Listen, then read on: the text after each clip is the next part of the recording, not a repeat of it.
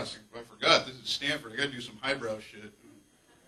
Hey, quick round of applause. Who fucked Chelsea Clinton?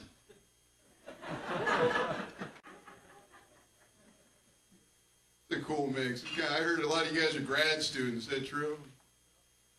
Right on. It's cool. I know what Johnny Cash felt like when he played Folsom.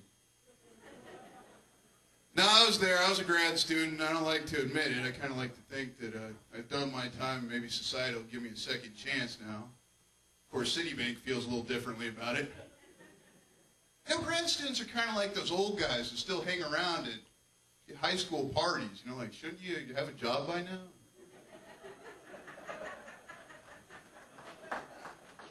I guess you kind of do. Like, I was a TA. I used to teach because, you know, PhDs have better things to do to teach. So that unhappy task falls to some poor grad student like us. You know?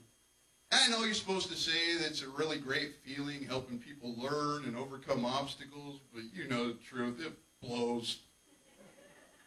Every day I had to deal with 100 pissed off students who were all mad because their real teacher doesn't speak English and doesn't give a shit that they can't cross multiply. They're all looking to one lonely pothead standing next to the chalkboard to save the day. Actually, I had my boss come in one time and tell me to try and come in with a little more enthusiasm and try and engage my students. I was like, I'm teaching physics here. What do you want me to come in like, hey everybody, ready to do some physics? Hey, there's a chalkboard. Let's go right on it. Give me an X component. Give me a Y component. Who gives a shit? Nobody. Teaching's a hard job. This kind of job makes you want to drink early in the day. You know, like on the way to work. For a while I had to teach these bullshit labs for like PE majors where we'd like drop a tennis ball and film it and then they'd have to describe what happened. You know, like A, nothing. B, fell towards the ground. Or C, flew up into the sky. I had to teach them how to use vernier calipers, you know, those little pipe rim tweezer looking things with the little lines that nobody knows how to read because they haven't been in use since the turn of the century. Every machine shop in the country uses digital calipers. I got to show them how to use this antiquated pubic hair form of measurement. Like, gee, why don't we just teach them how to use an abacus while we're at it? Yeah, I went into physics because I kind of always thought it'd be cool to get off the planet and go explore outer space. I was in my second year of grad school and I realized, mushrooms. You don't need algebra to go to the moon.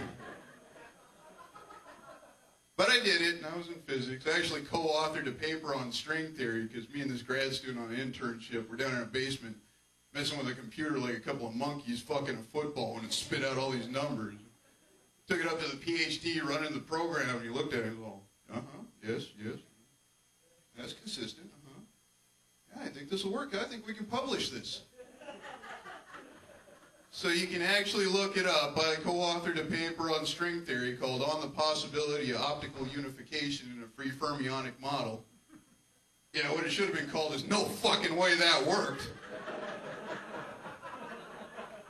You can't really put that down on the fellowship application. It's always more like, I would like to continue research in the field of whatever the hell I was doing out in Waco. They kick you down a couple of grand because you can speak and read English at almost an adult level, which is a pretty rare skill among physicists. You know, being in physics is kind of like being at a Star Trek convention that never ends. All day it's, well, the Ricci scalar is just a contraction of the Riemann tensor across two indices. What do you want? Eigenvalue problems with Hermitian operators? Isn't it really cool? Live in a box and do algebra all day and never ever get laid? Oh, yeah. That's no lie either. You want to try and not get laid? Try going into a bar and telling women you do physics. It's like saying, yeah, ex-cons and guys with missing limbs get pussy before I do. I feel like I'm making a PSA here. 1 in 20 million people suffer from physics. Symptoms include eye strain, lethargy, and the knowledge that no one for 100 miles is ever going to want to blow you.